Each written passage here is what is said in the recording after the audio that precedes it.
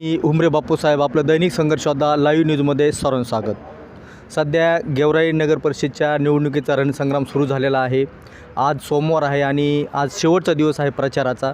आपापल्या पक्षाच्या वतीने जोरदार प्रचार यंत्रणा सुरू झालेली आहे आणि उद्या मंगळवारी दिनांक 2 डिसेंबर रोजी मतदानाची प्रक्रिया पार पडणार आहे. आपल्यासोबत ओबीसी संघर्ष समितीचे पदाधिकारी आहेत. त्यांची नेमकी काय भूमिका आहे आपण त्यांच्याकडून सविस्तरपणे या ठिकाणी माहिती जाणून घेणार आहोत. सर, आपला परिचय द्या अगोदर.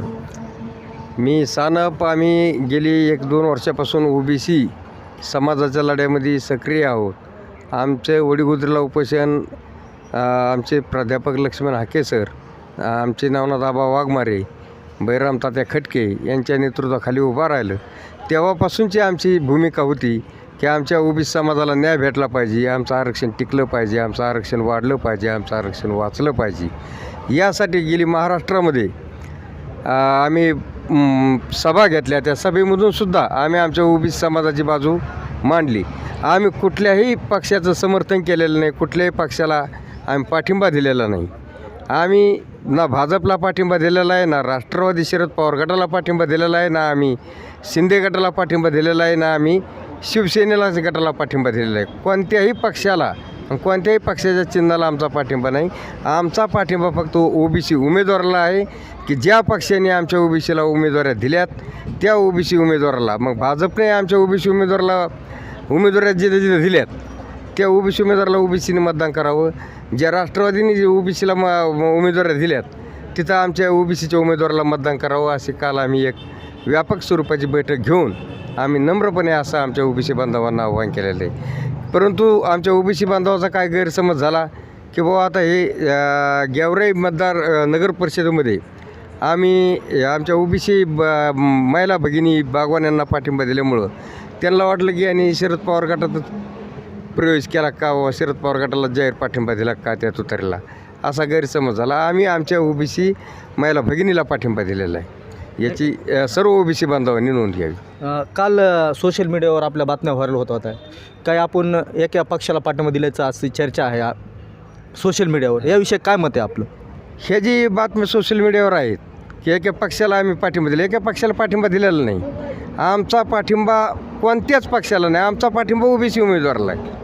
आमचे बैराम तात्या खटके असतील, नवनाथ आबा वाघमारे असतील, आमचे संघर्ष योद्धे हाकेसाहेब असतील, आमचे जे ओबीसीचे नेते असतील ज्यांनी ओबीसीच्या आरक्षण वाचवण्यासाठी महाराष्ट्रामध्ये पहिली रथयात्रा काढली, श्रद्धेय बाळासाहेब आंबेडकर यांचा वंचित बहुजन पक्ष असेल, या पक्षी आमचे समविचारी पक्ष आहेत. ते समविचारी पक्षासोबत आम्ही असून आमच्या समविचारी पक्षांनी ज्याला पाठिंबा दिलेला आहे ओबीसी वंचित बहुजन आघाडीने, अशा वंचित बहुजन आघाडीचे उमेदवार आमचे ओबीसीचे आहेत.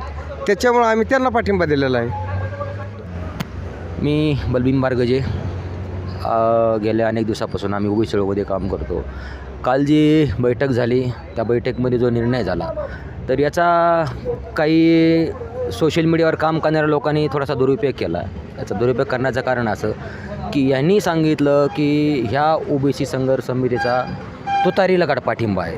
तर हे असं चुकीचं आहे. तुतारीला पाठिंबा वगैरे नाही आहे. पाठिंबा कोणाला आहे तर जी आमची भगिनी आहे ओबीसी मत त्यांना पाठिंबा आहे.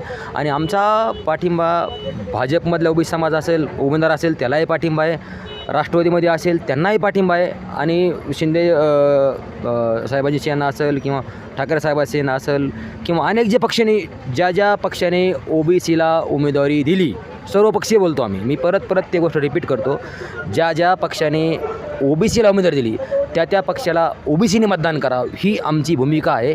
आमचेही माणसं त्या ठिकाणी सभागृहात गेले पाहिजे म्हणून आम्ही ती भूमिका घेतली. तर याचा काही लोकांनी गैरअर्थ काढून सोशल मीडियावरती काहीतरी वेगळ्या प्रकारे लिखाण करून वेगळ्या प्रकारे काहीतरी दाखवायचा प्रयत्न केला. तर आपल्या माध्यमातून त्यांना सांगू इच्छितो की ओबीसी समाज हा कोण्याच पक्षाच्या दावणीला बांधलेला नाही. आमची भूमिका स्पष्ट आहे.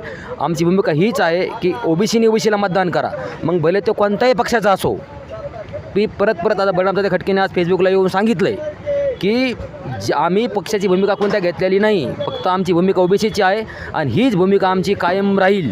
त्याच्यामुळं याच्यामध्ये आता जे सोशल मीडियावर जे करतात ना, कटछाट करून टाकणं, आमके केलं, 12 वर्ष याच्याकडे होते त्याच्याकडे गेले, यांना सांगतो की बाबांनो, आपण आपले डोके जरा शांत ठेवून लिखाण करत जा.